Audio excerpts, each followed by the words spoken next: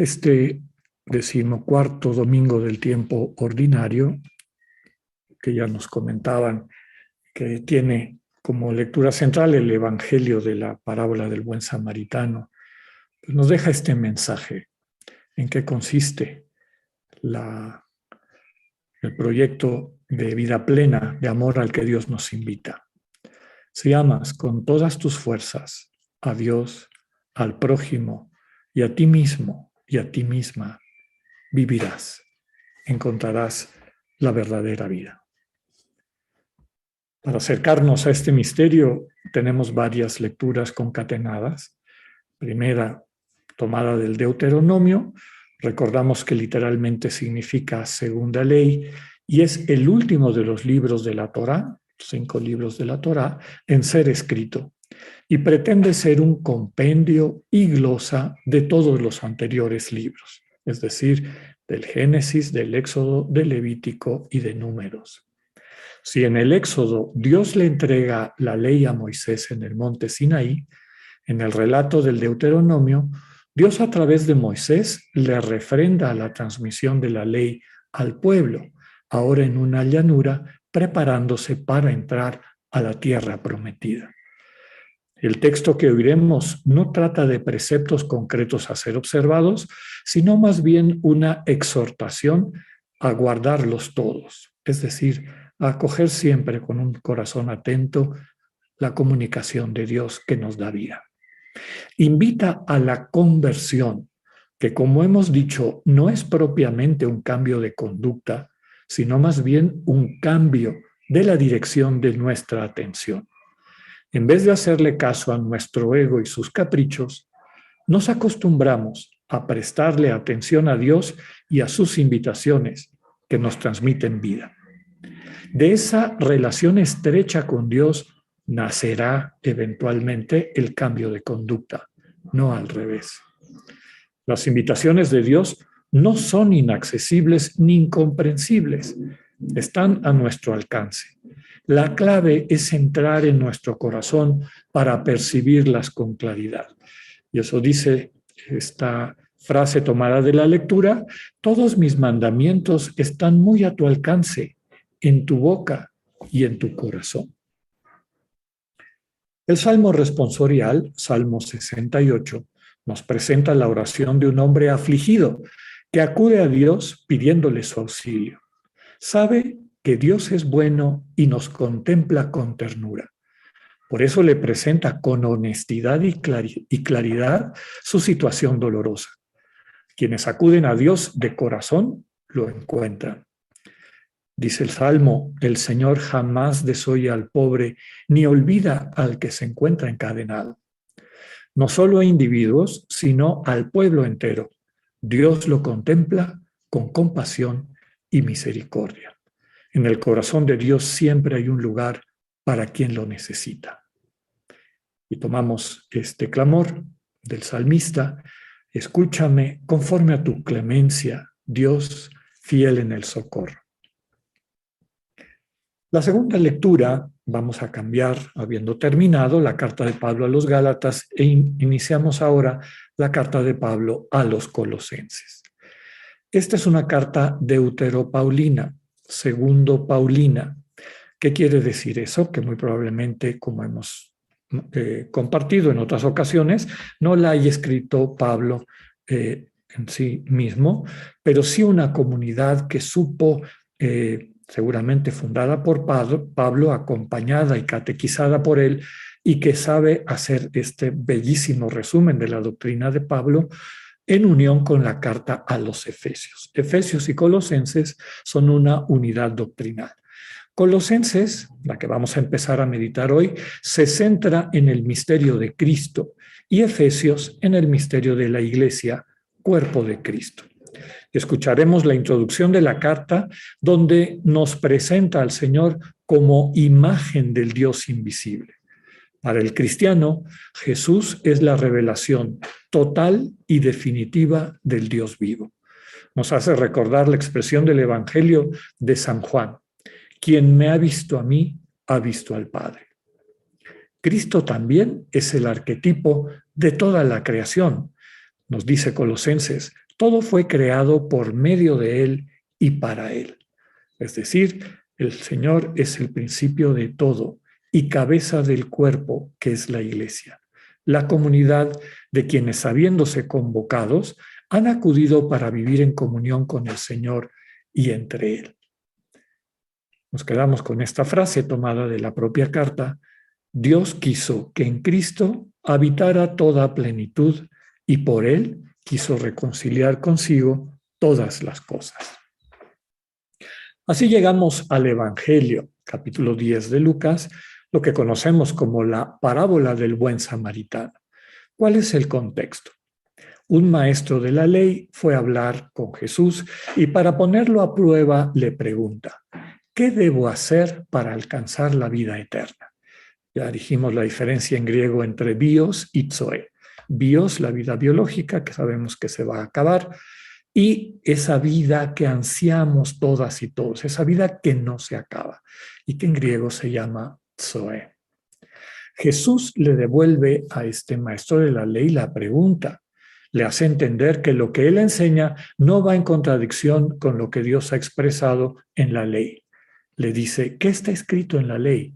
¿Qué es lo que lees?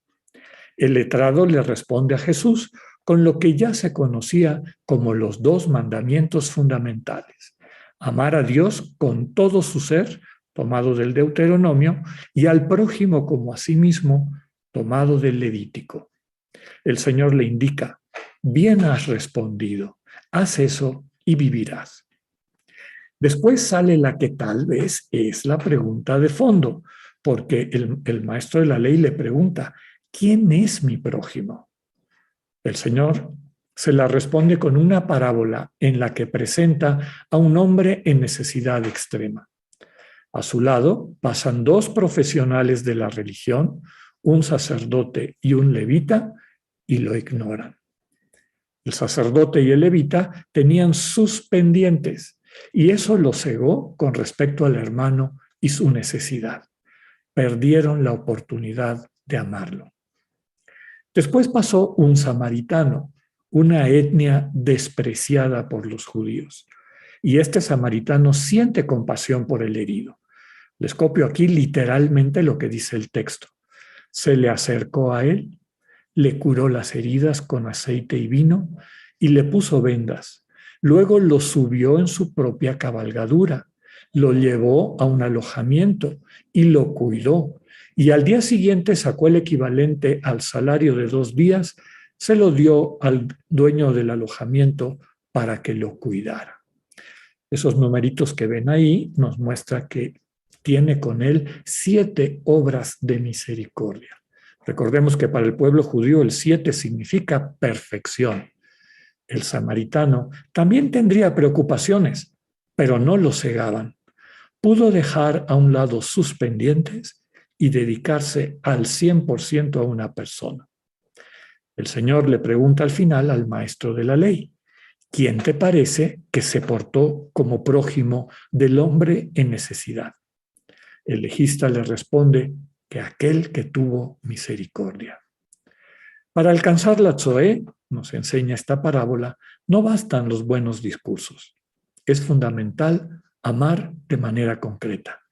Por eso nos quedamos con la invitación del Señor al maestro de la ley y a cada una y a cada uno de nosotros. Anda y haz tú lo mismo.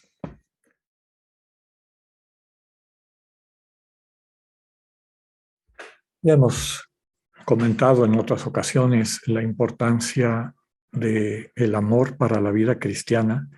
Yo diría que para descubrir el sentido de lo verdaderamente humano, para dejarle a Dios enseñarnos este arte de vivir, dando vida, siendo bendición para la gente que nos rodea. Los textos de hoy apuntan en esa dirección. A veces cuando oímos pues que hay que amar, el mandamiento del amor, y desde luego cuando hablan las lecturas, recordemos la primera que acabamos de escuchar del Deuteronomio: mis mandamientos no están en el cielo donde no los puedes alcanzar, o del otro lado del mar, a ver quién me los va a acercar. Dice con claridad el Señor que los mandamientos los encontramos en el corazón. Los mandamientos no son una serie de preceptos como que vinieran de fuera, ¿no? Es decir, debes de hacer tal cosa o amar a tal persona o dejar de hacer este daño.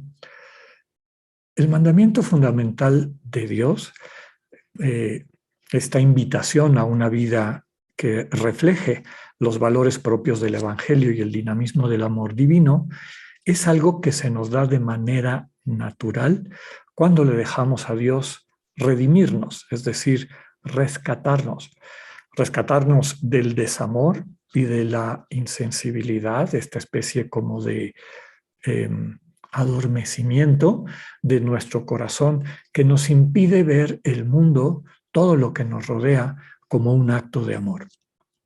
La mayor parte de las conductas destructivas en los seres humanos, y yo me quiero unir a la invitación que nos hizo el padre provincial, también la Conferencia Episcopal de México y la CIRM, la Conferencia de Religiosos de México, en este domingo 10 de julio, para tener muy presentes en esta situación de violencia que nos está tocando vivir, y no solo aquí, pareciera que a nivel mundial. Pues hacer un alto y pedirle al Señor que redima nuestros corazones, que nos rescate. A mí me gusta subrayar que nadie amanece un día decidiendo hacer el mal. Hay toda una historia detrás de eso. Y la única manera de acabar con el odio, que es el desamor, es a través del amor, para poder sanar las heridas de nuestros hermanos y hermanas. Ese es el sentido fundamental de las lecturas de este domingo. El Señor nos comunica esto que nos sana y a través de su presencia en nuestros corazones nos va redimiendo, nos va rescatando. Ya hemos dicho en otras ocasiones que Dios nos contempla, no nos observa.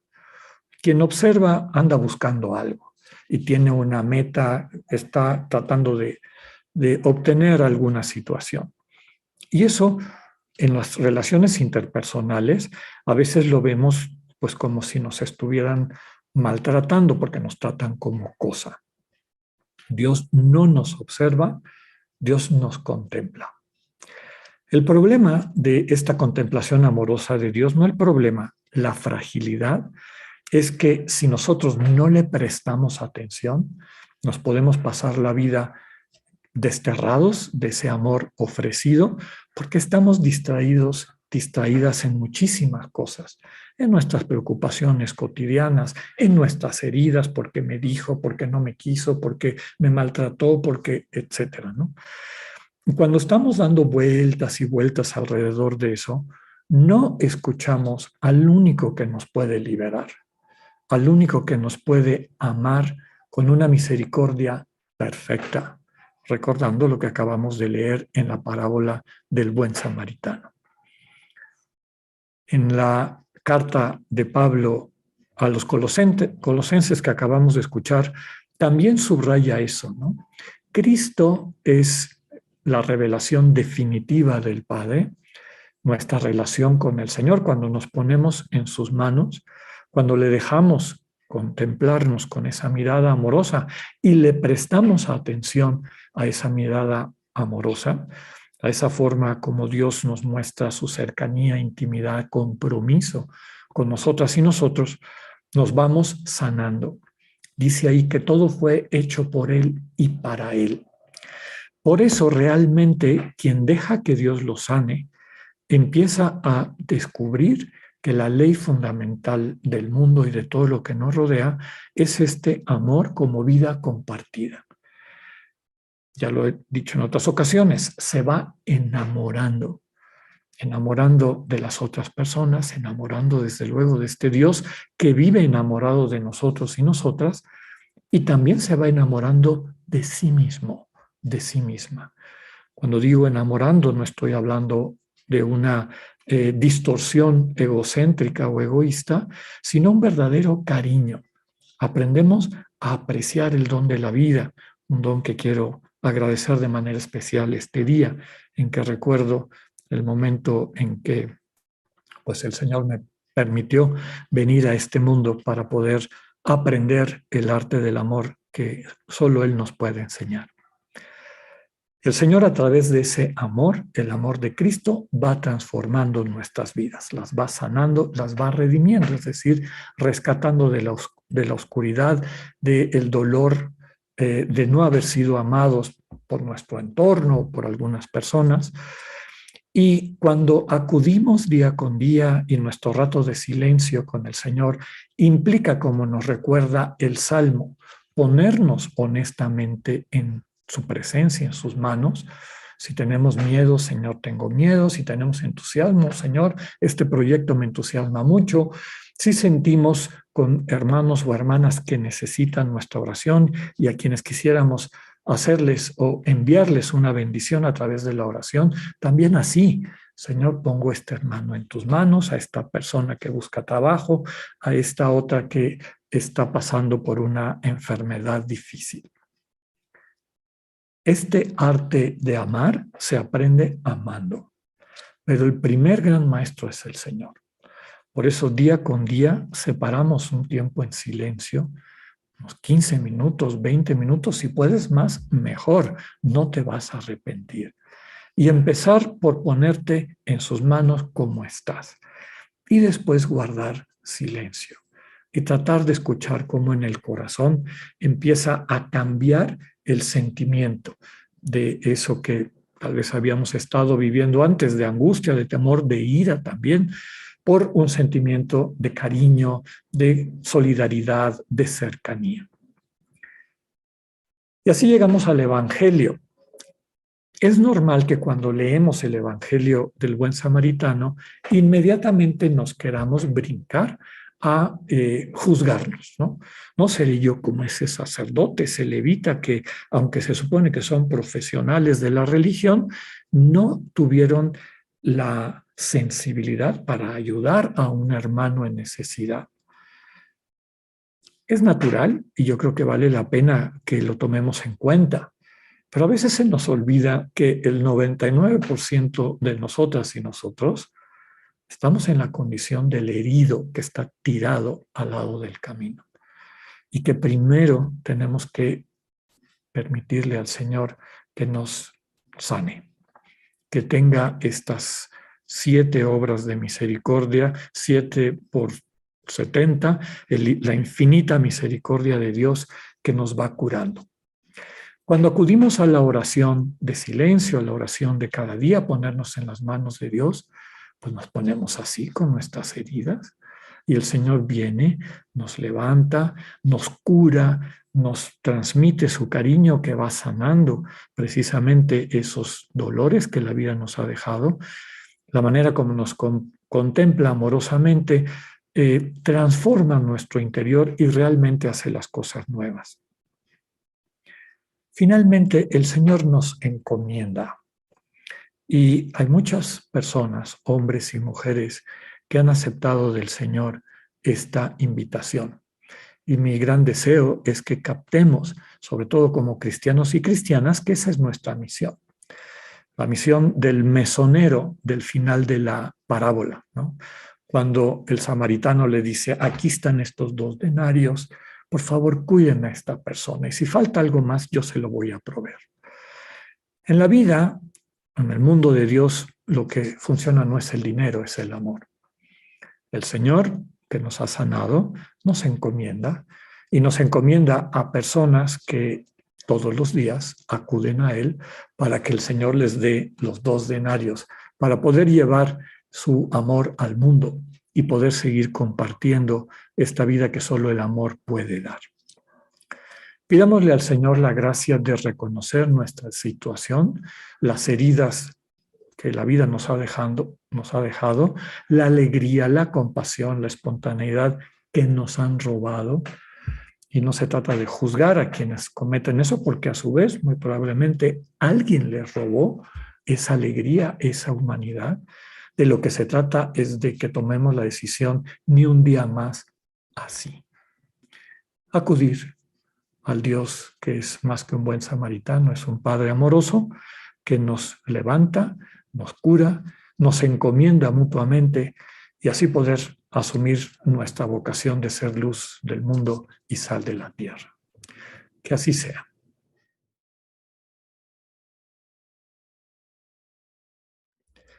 Yo les recomiendo que en esta semana dejemos al Señor ser misericordioso con nosotras, con nosotros. Recuerden ustedes que misericordia literalmente significa tener un corazón donde pueden habitar, un lugar en el corazón donde pueden estar, donde podemos recibir a las personas que más necesitan esa acogida, ese cariño, ese amor que cuida y transforma. Deja que el Señor te transforme. Acude a que Él pueda levantarte de donde estás, de donde estamos todas y todos, y que poco a poco nos enseñe con esa presencia amorosa el arte de amar, el arte de la vida eterna. Cuando el Señor nos mande finalmente a cuidar a nuestros hermanos y hermanas, no nos faltará lo que necesitemos para poder ser bendición. Que tengan una excelente semana. Dios con ustedes.